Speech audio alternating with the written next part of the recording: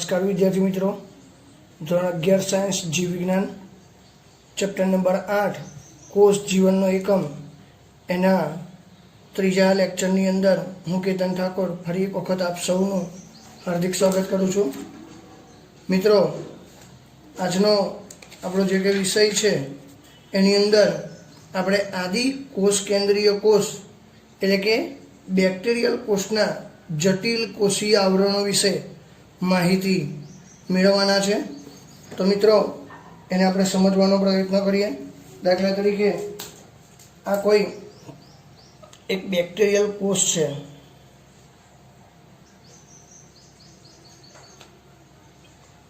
Bacterial કોષને આદિકોષ કેન્દ્રીય કોષ પણ કહીએ છીએ। મિત્રો, અગાઉ તમને ખબર જ હશે કે આદિકોષ કેન્દ્રીય સજીવો એવા સજીવો છે કે જેમાં સુવિકસિત કોષ કેન્દ્ર આવેલું હોતું નથી।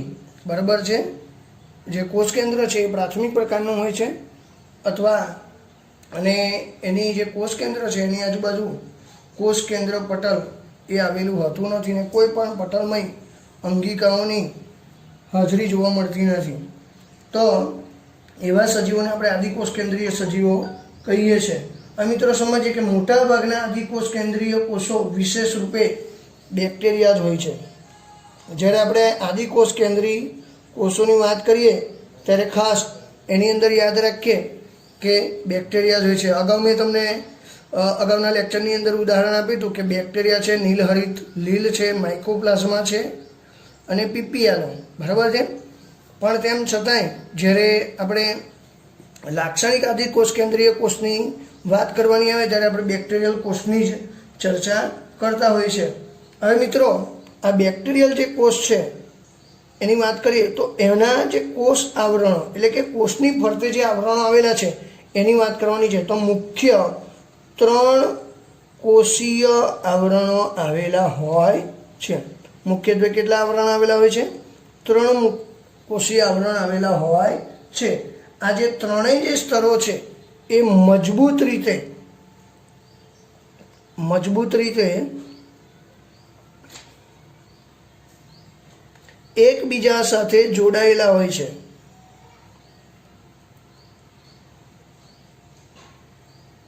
જો મિત્રો, સ્તર અહીં તમે જોઈ શકો છો કે આ પહેલા નંબરનું, આ બીજા નંબરનું અને આ ત્રીજા નંબરનું। બરાબર છે? આ 1, 2 અને 3 આ ત્રણેય જે કોષીય આવરણો છે એ એક પછી એક છે, પરંતુ તમે અહીં જોઈ શકો છો કે આ જે ત્રણેય આવરણો છે એ એકબીજા સાથે મજબૂત રીતે જોડાયેલા આપણને જોવા મળે છે। તો ખાસ યાદ રાખીએ। હવે આગળ એને આપણે સમજવાનો પ્રયત્ન કરીએ તો જો મિત્રો, પહેલી વાત કરીએ કે આ ત્રણેય આવરણો એકબીજા સાથે જોડાયેલા તો છે, પરંતુ દરેકનું કાર્ય જે છે એ કેવું છે? અલગ અલગ છે। દરેકનું કાર્ય અલગ અલગ છે અને એ કાર્યને આધારે જ આપણે એને અલગ પાડીએ છીએ। પરંતુ આ ત્રણેયનું કાર્ય ભલે અલગ હોય, પરંતુ એક કાર્ય એવું છે કે જે બધાનું સરખું છે અને એ છે રક્ષણાત્મક। બેક્ટેરિયલ કોષ અથવા આદિકોષ કેન્દ્રીય કોષનું જે રક્ષણ કરવાનું કામ જો કરતું હોય તો આ અગાઉ જણાવ્યા મુજબ પહેલું, બીજું અને ત્રીજું આ 3 સ્તર જે છે એ રક્ષણ પૂરું પાડે છે। પરંતુ હવે તમને પ્રશ્ન થાય કે આમાં શું તફાવત છે? તો એ આપણે ત્રણેયને સમજવાનો પ્રયત્ન કરીએ। તો મિત્રો, જે સૌથી બહારનું જે સ્તર છે એને આપણે ગ્લાયકોકેલિક્સ કહીએ છીએ। મિત્રો યાદ રાખીએ, સૌથી બહારનું અને પ્રથમ નંબરનું જે સ્તર છે એને આપણે ગ્લાયકોકેલિક્સ કહીએ છીએ। હવે ગ્લાયકોકેલિક્સ શું છે એને આપણે સમજવાનો પ્રયત્ન કરીએ। એ પહેલાં આપણે ત્રણેય જે સ્તર છે એના નામ લખી દઈએ। બીજા નંબરનું જે સ્તર છે એ છે મિત્રો કોષ દિવાલ અને જે ત્રીજા નંબરનું જે સ્તર છે એને આપણે કોષ રસ સ્તર અથવા કોષ રસ પટલના નામે ઓળખીએ છીએ। હવે આ જે મિત્રો ફરીથી યાદ રાખીએ કે પહેલું, બીજું અને ત્રીજું એટલે કે સૌથી બહારનું, વચ્ચેનું અને ત્રીજા નંબરનું સ્તર. બહારનું કયું છે? ગ્લાયકોકેલિક્સ. બીજા નંબરનું કોષ દિવાલ અને ત્રીજા નંબરનું જે છે એ કોષરસ સ્તર. આમ તો મિત્રો કોષ દિવાલ અને કોષરસ સ્તરથી તમે થોડા પરિચિત હવે તો થઈ જ ગયા છો. આપણે વધારાનું ફક્ત એક જ યાદ રાખવાનું છે બહારનું, અને એ છે ગ્લાયકોકેલિક્સ. તો આ ગ્લાયકોકેલિક્સ એ શું છે? તો ગ્લાયકોકેલિક્સ એ આદિકોષ કેન્દ્રીય કોષનું સૌથી બહારનું સ્તર છે. આ મુદ્દો યાદ રહી જાય એવો જ છે, આમાં કંઈ સમજવાની જરૂર નથી. બરાબર છે. હવે જોઈએ કે વિવિધ પ્રકારના બેક્ટેરિયામાં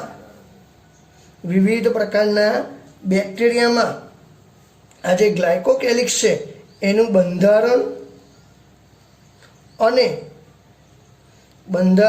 અને જાડાઈમાં એ ભિન્નતા દર્શાવે છે. તો મિત્રો અહીં તમે જોઈ શકો છો કે આ જે સ્તર છે એની જાડાઈ અને એના બંધારણમાં કેટલોક તફાવત જોવા મળે છે. કારણ કે જેમ જેમ બેક્ટેરિયા અલગ અલગ હોય તેમ એના બંધારણ અને જાડાઈમાં આપણને ફેરફાર જોવા મળતો હોય છે. તો આ ફેરફાર કયો છે? તો જોઈએ, જો તે શિથિલ આવરણ સ્વરૂપે હોય,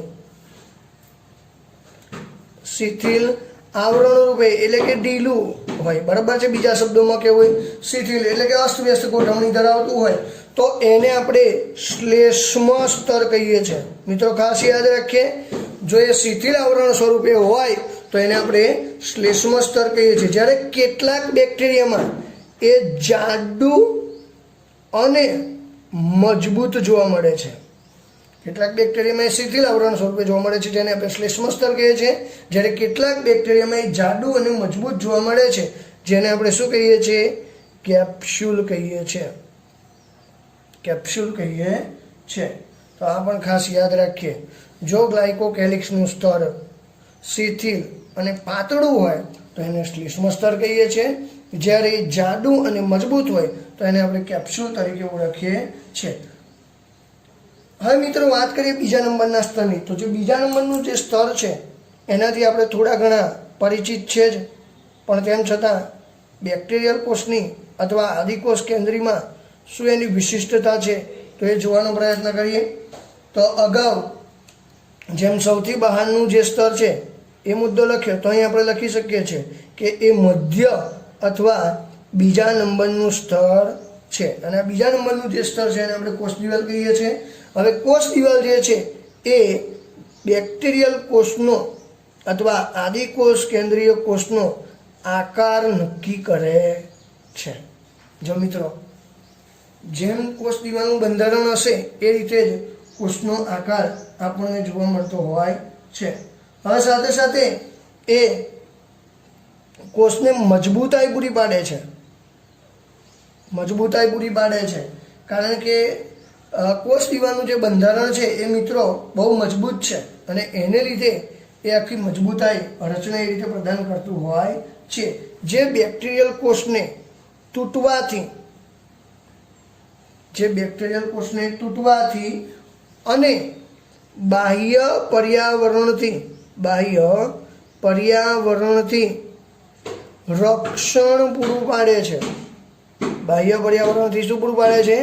રક્ષણ પૂરું પાડે છે. તો અહીં પણ તમે જોઈ શકો છો કે આ પણ એક એવું સ્તર છે કે જે રક્ષણાત્મક કાર્ય કરે છે. અગાઉ મિત્રો આપણે જોયું કે ત્રણે ત્રણ સંયુક્ત રીતે આ જે સ્તરો છે એ રક્ષણ પૂરું પાડે છે, પણ અહીં ખાસ કરીને ઉલ્લેખ કરેલો છે, તો એ પણ આપણે જોઈ શકીએ છીએ. અને બેક્ટેરિયલ કોષની અંદર સૌથી અંદરનું જે સ્તર છે એને આપણે કોષરસ સ્તર કહીએ છીએ. તો અહીં આપણે લખીએ કે કોષરસ સ્તર એ બેક્ટેરિયલ કોષની અંદર સૌથી અંદરનું સ્તર છે. બરાબર છે મિત્રો. કેમ કોષરસ સ્તર કહીએ છીએ? કારણ કે તમને ખબર છે કે કોષરસની ફરતે આવેલું છે, માટે એને આપણે કોષરસ સ્તર કહીએ છીએ. હવે મિત્રો જોઈએ કે આ જે કોષરસ સ્તર છે એ અર્ધપ્રવેશશીલ પ્રકૃતિ ધરાવે છે. હવે અર્ધપ્રવેશશીલ પ્રકૃતિ એટલે શું? તો અમુક દ્રવ્યોને અંદર આવવા દે છે, જ્યારે અમુક દ્રવ્યોને અંદર આવવા દેતું નથી, માટે આપણે અર્ધપ્રવેશશીલ પ્રકૃતિ છે એમ કહીએ છીએ. અને એ બાહ્ય પર્યાવરણ સાથે સંપર્ક પણ ધરાવે છે. બાહ્ય પર્યાવરણ સાથે સંપર્ક ધરાવે છે.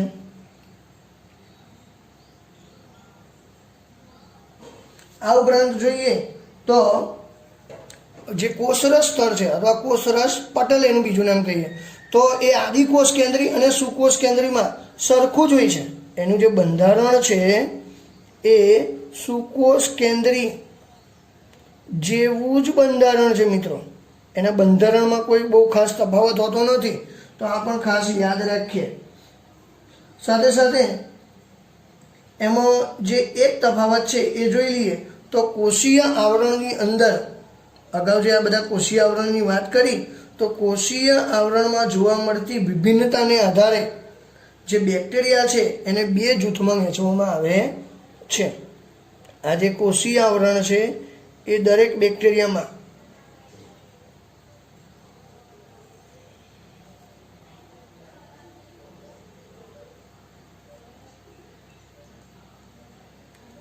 દરેક બેક્ટેરિયામાં જે કોષીય વિભિન્નતા છે એના આધારે બેક્ટેરિયાના કુલ બે પ્રકાર પાડવામાં આવે છે.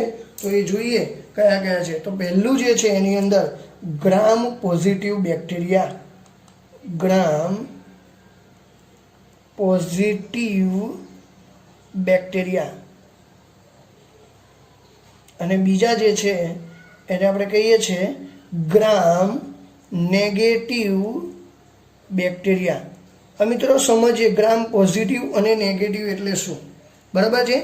તો જે બેક્ટેરિયા, હવે આ ગ્રામ નામનો એક વૈજ્ઞાનિક હતો, એણે કેટલાક અભિરંજકો આપ્યા હતા. અભિરંજક એટલે એનાથી તમે થોડા પરિચિત જ છો. અભિરંજક શબ્દ એટલે કે જેને આપણે ડાય કહીએ છીએ, બરાબર છે.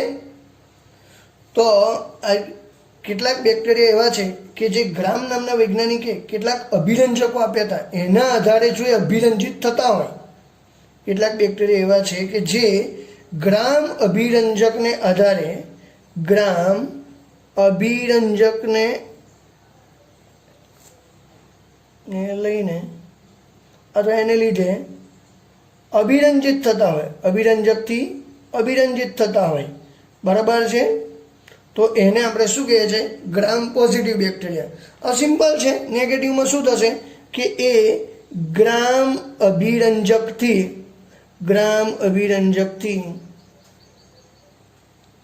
અભિરંજિત થતા નથી. જે અભિરંજિત થાય એને આપણે શું કહીએ? ગ્રામ પોઝિટિવ. અને જે અભિરંજિત થતા નથી એને આપણે ગ્રામ નેગેટિવ બેક્ટેરિયા કહીએ છીએ. તો મિત્રો આ રીતે આદિકોષ કેન્દ્રીય કોષના જટિલ આવરણો વિશે આપણે ચર્ચા કરી. અને હવે પછીનો જે મુદ્દો છે એ જે છે કોષીય આવરણના રૂપાંતરો.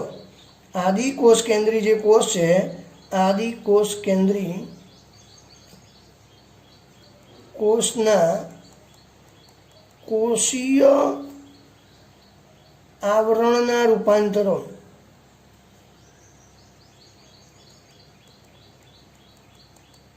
મિત્રો એટલે કેવી રીતે વિભાજિત થાય છે તો એને આપણે જોવાના છે. તો મિત્રો આકૃતિમાં દર્શાવ્યા પ્રમાણે બેક્ટેરિયલ કોષનો લાક્ષણિક જે બેક્ટેરિયલ કોષ છે એની આકૃતિ દર્શાવી છે. અગાઉ જે આપણે આવરણો જોયા તો એમાં જે સૌથી બહારનું જે સ્તર છે એ તમે જોઈ શકો છો. આ એને આપણે કેપ્સ્યુલ કહ્યું છે, જે ગ્લાયકોકેલિક્સનું બનેલું છે. બીજા નંબરનું જે સ્તર છે એ છે કોષ દિવાલ, અને સૌથી અંદરનું જે સ્તર છે એ છે કોષરસ સ્તર. તો હવે આ ત્રણેય જે આવરણો છે એના વિશે આપણે એના રૂપાંતરણો કયા કયા હોઈ શકે તો જોઈએ. તો મિત્રો સૌથી તમને પહેલાં ખબર છે કે કોષરસ પટલમાં જે કોષરસ પટલ છે એના વિસ્તૃતીકરણથી, કોષરસ પટલના વિસ્તૃતીકરણથી જે રચના નિર્માણ પામે છે એને આપણે શું કહીએ છીએ? મેસોઝોમ્સ કહીએ છીએ. શું કહીએ છીએ મિત્રો? મેસોઝોમ્સ. આમ તો જ્યારે આગળ આ વ્યાખ્યા આવી ચૂકી છે, બરાબર છે.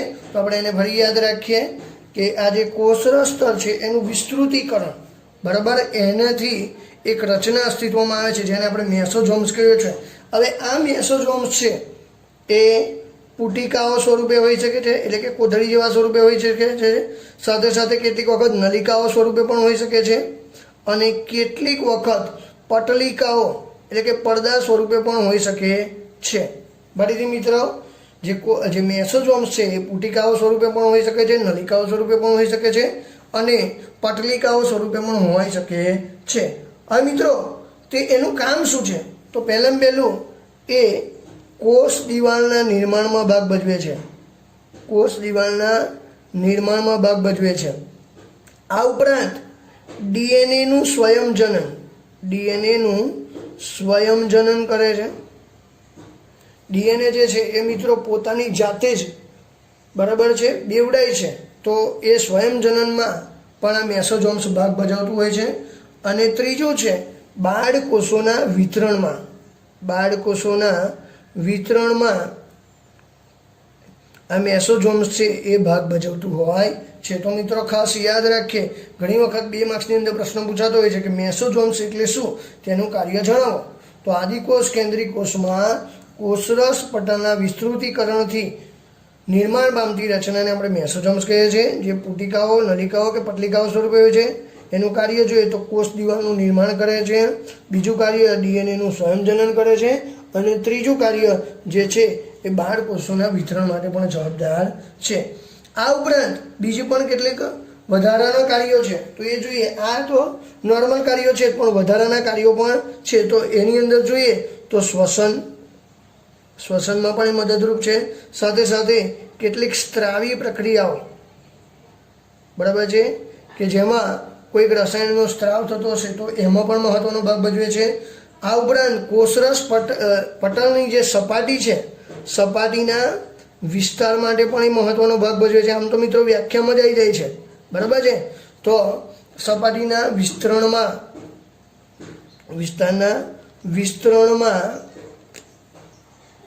પણ મહત્વનો ભાગ ભજવે છે. આ ઉપરાંત જે આ વિસ્તરણમાં જે ઉત્સેચક જરૂરી છે એની માત્રા વધારવામાં ખૂબ જ મહત્વનો ભાગ ભજવે છે.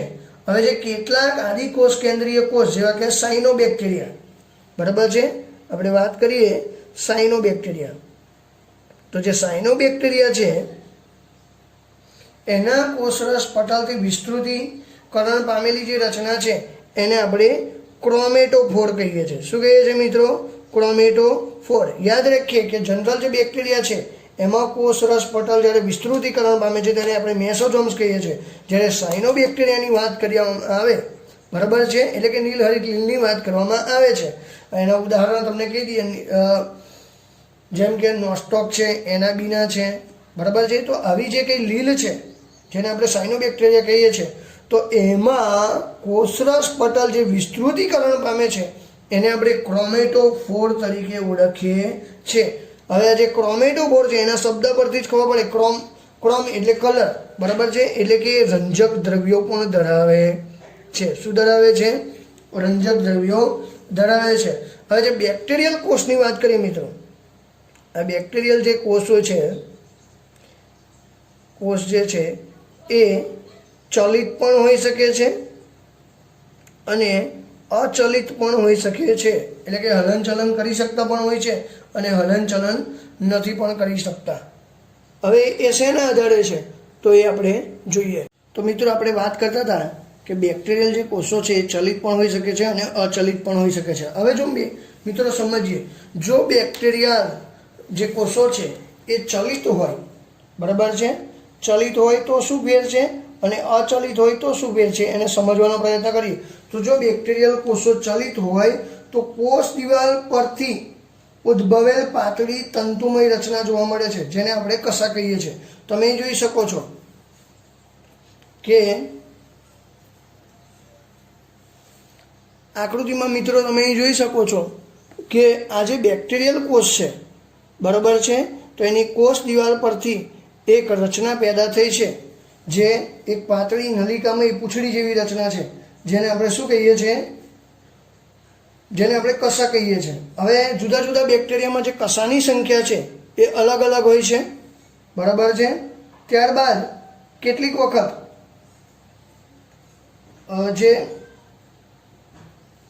એના પર કશા ના હોય તો કેટલીક વખત નાની આ રીતે રચના જોવા મળે છે, સૂક્ષ્મ પ્રવર્ત જેવી, જેને આપણે પીલી અથવા ફીમડી પણ કહીએ છીએ. તો મિત્રો અગાઉ તમને આકૃતિમાં દર્શાવ્યા મુજબ કે જો બેક્ટેરિયલ કોષો જો ચલિત હોય તો એની કોષ દિવાલ પરથી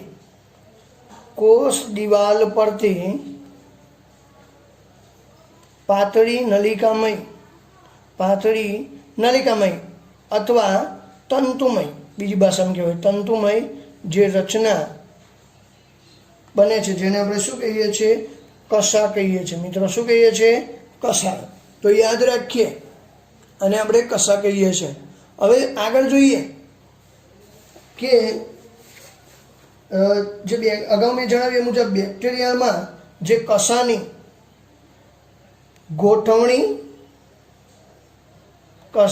ગોઠવણી અને જે સંખ્યા છે એ અલગ અલગ જોવા મળે છે.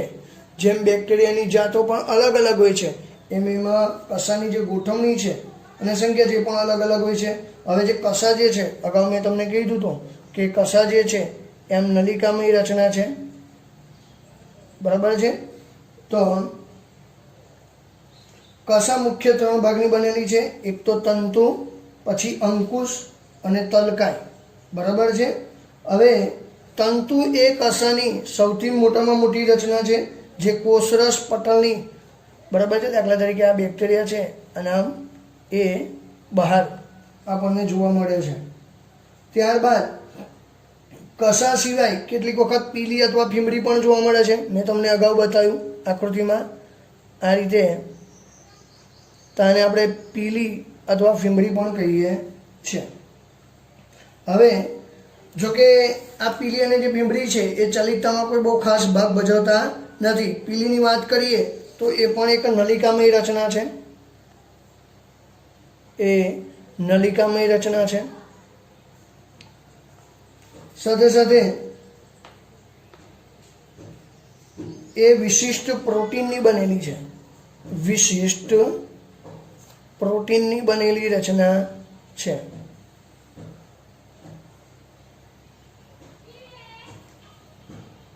હવે જે ફીમડી જે છે એ તંતુમય રચના છે. યાદ રાખીએ, જે પીલી જે છે એ નલિકામય રચના છે, જ્યારે ફીમડી છે એ તંતુમય રચના છે.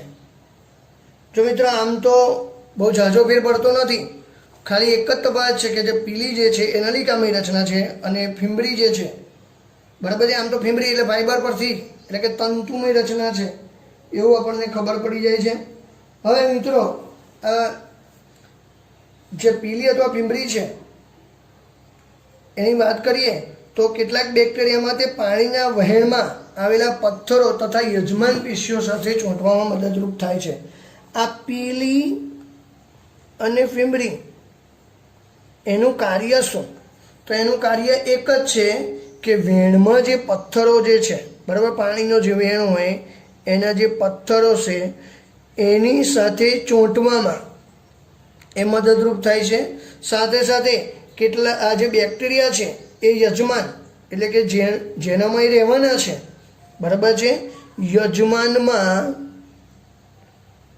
પણ એ ચોંટવામાં ખૂબ જ મહત્ત્વનો ભાગ ભજવે છે.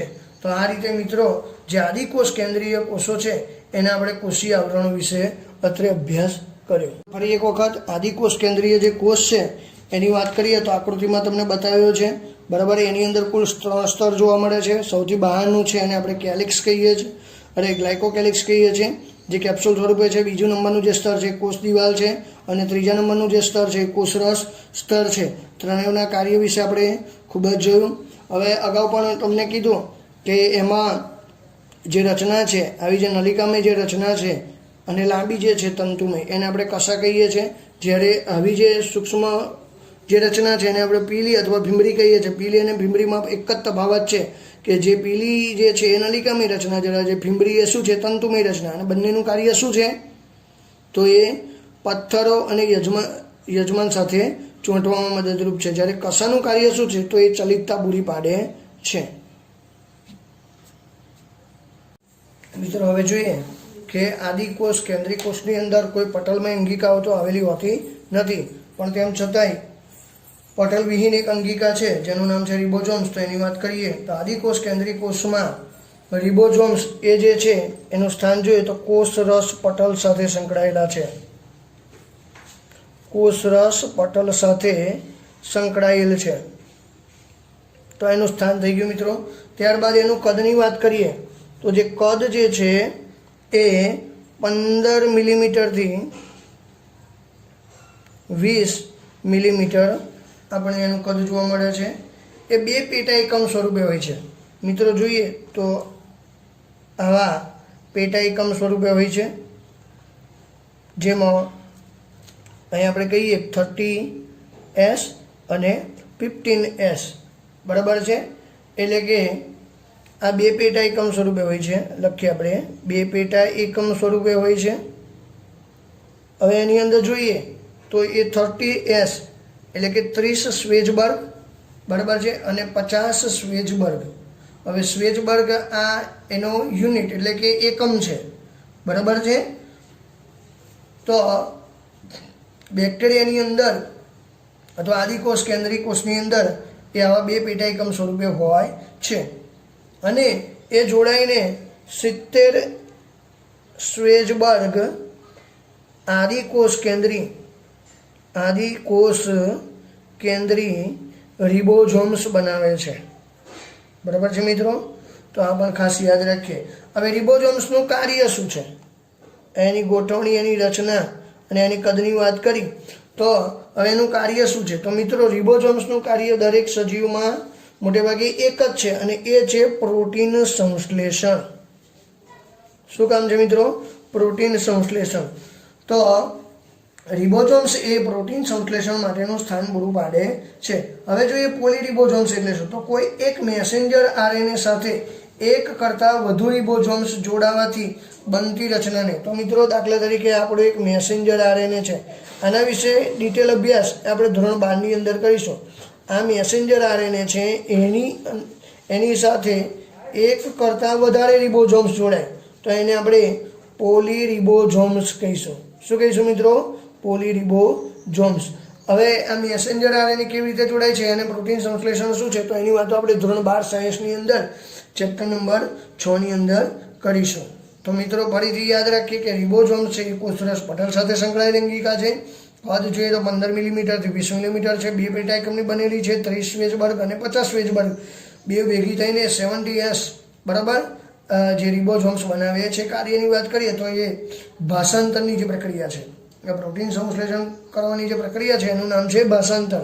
તો એ દરમિયાન પ્રોટીન સંશ્લેષણ કરે છે. હવે કેટલાક જે રિબોઝોમ્સ છે એ એક જ મેસેન્જર આરએનએ સાથે એક કરતાં વધારે રિબોઝોમ્સ જોડાય છે તો બનતી રચનાને આપણે પોલીરિબોઝોમ્સ તરીકે ઓળખીએ છીએ.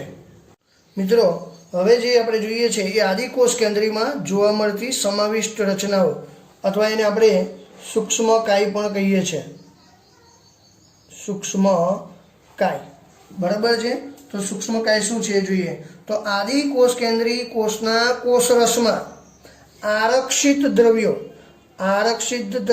અથવા એને આપણે સુરક્ષિત દ્રવ્યો પણ કહી શકીએ છીએ. તો આરક્ષિત જે દ્રવ્યો છે એને આપણે સૂક્ષ્મકાય તરીકે ઓળખવામાં આવે છે. હવે અગાઉ જોયું એ મુજબ આ સૂક્ષ્મકાય છે એ પણ કોઈ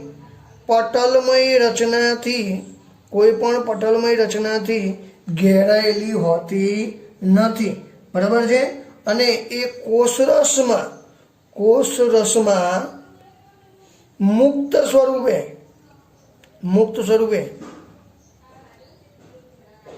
વિતરણ પામેલી હોય છે એટલે કે ફેલાયેલી હોય છે બીજી ભાષામાં કહીએ તો. બરાબર છે. તો આવા જે સૂક્ષ્મકાયવાળી જે રચના છે એના ઉદાહરણ આપણે જોઈએ તો કયા છે તો પહેલી છે એ છે ફોસ્ફેટ કણિકાઓ. બીજું જે છે સિયોફાઇસિયન